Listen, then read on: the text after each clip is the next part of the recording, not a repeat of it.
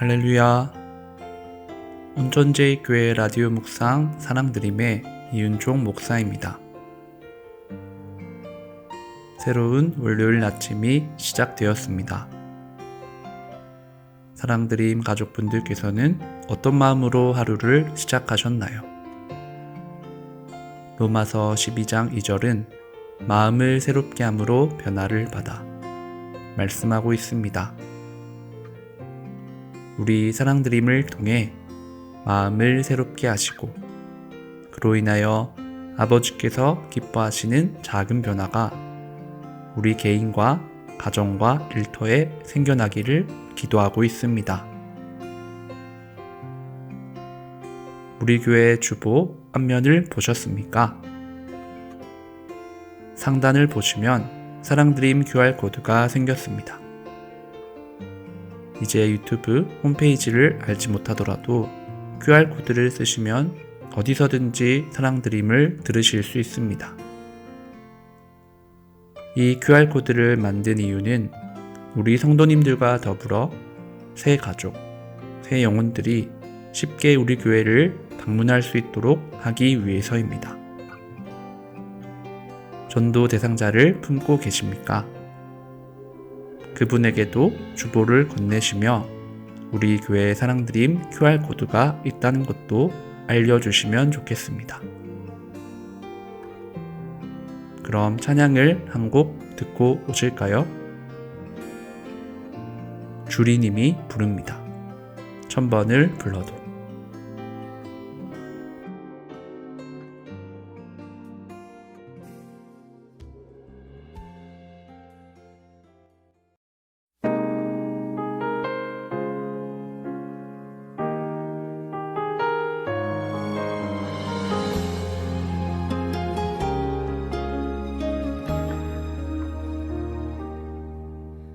천번을 불러봐도 내 눈에 눈물이 멈추지 않는 것은 십자가의 그 사랑, 나를 살리려 지신 그 십자가, 모든 물과 피 나의 더러운 죄 씻으셨네.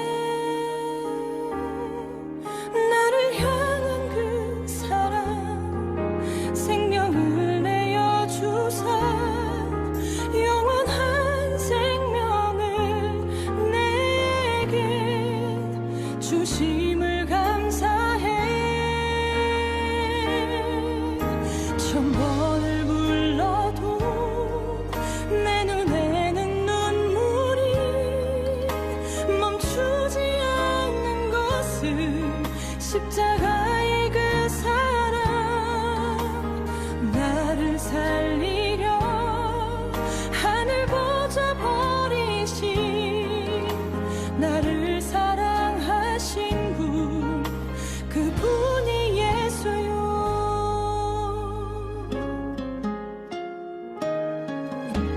천번을 불러봐도 내 눈에 눈물이 멈추지 않는 것은 십자가의 그 사랑, 나를 살리려 지신 그 십자가, 모든 물과 피 나의 더러운 죄 씻으셨네. 나를 향한 그 사랑, 생명을 내어주사 영원한 생명을 내게 주심을 감사해. 천번을 불러도 내 눈에는 눈물이 멈추지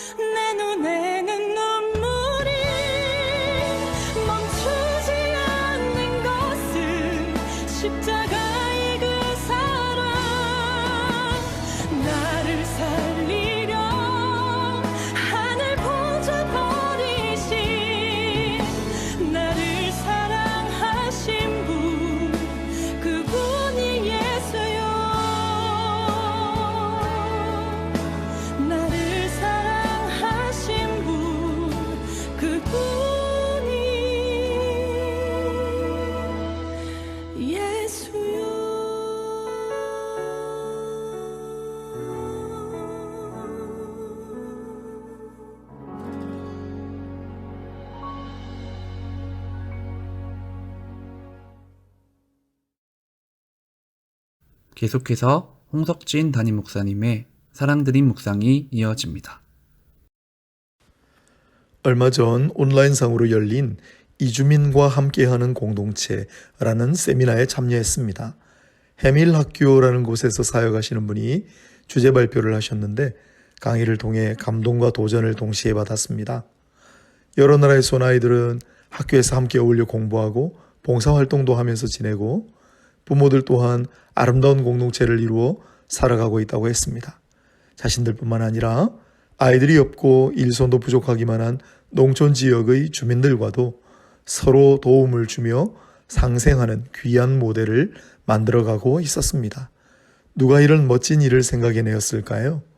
궁금해서 찾아보니 가수 인순이 씨가 지난 2017년 강원도 홍천의 한 분교 부지를 사비로 사들여 다문화 가정 학생들에게 무상교육의 해밀학교를 지으면서 시작된 사역이었습니다. 서로 다름을 인정하고 배려하는 배움의 공동체로 거듭나겠습니다. 관내 지역 주민들께서 따뜻한 마음으로 맞아주셔서 또한 감사합니다.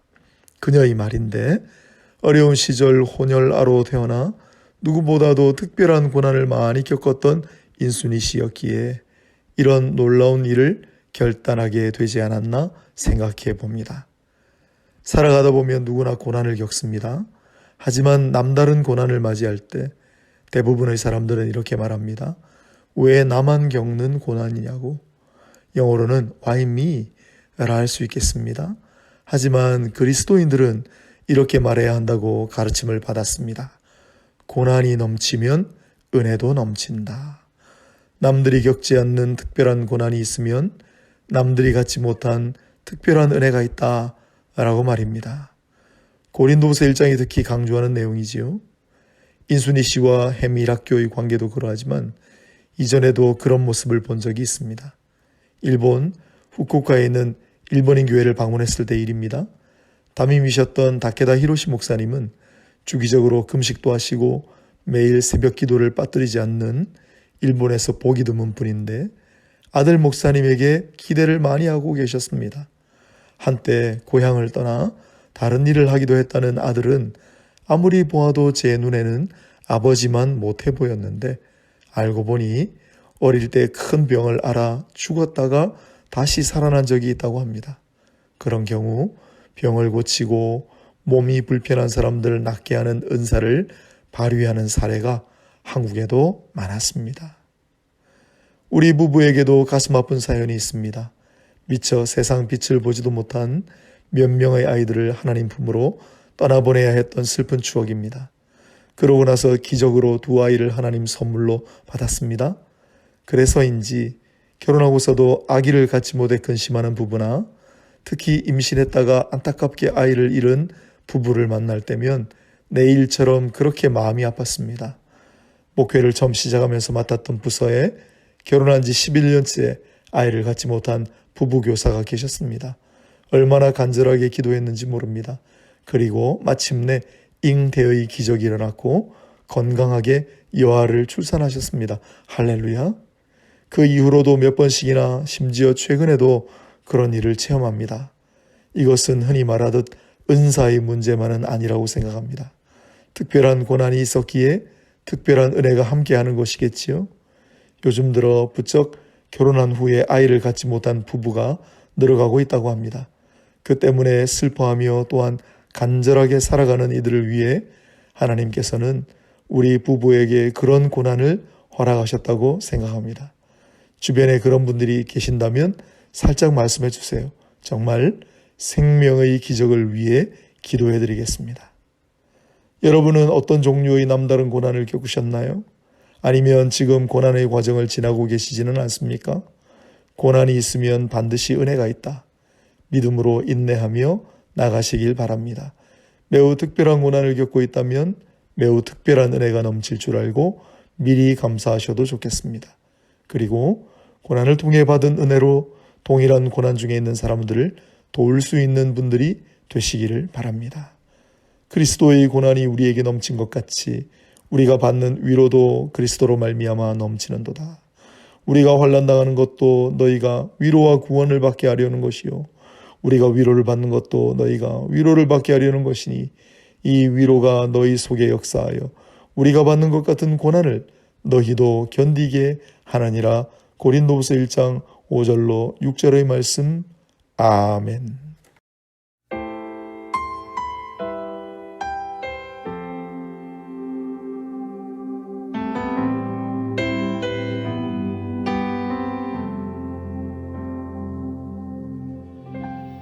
이번 주 목요일 11월 18일은 대학 수학 능력 시험이 있는 날입니다. 우리 교회에도 많은 고3 학생들이 시험을 칩니다.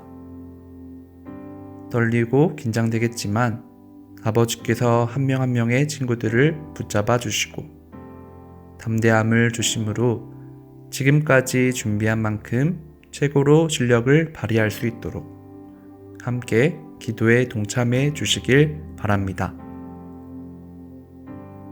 이제 사랑드림을 마치겠습니다. 이번 한 주도 예수님의 깊은 사랑을 누리시고 그 사랑을 다른 이들에게도 전달할 수 있는 사랑의 편지가 우리 모두가 되기를 기도합니다. 다음 주 월요일 오전 10시에 찾아뵙겠습니다. 안녕히 계세요.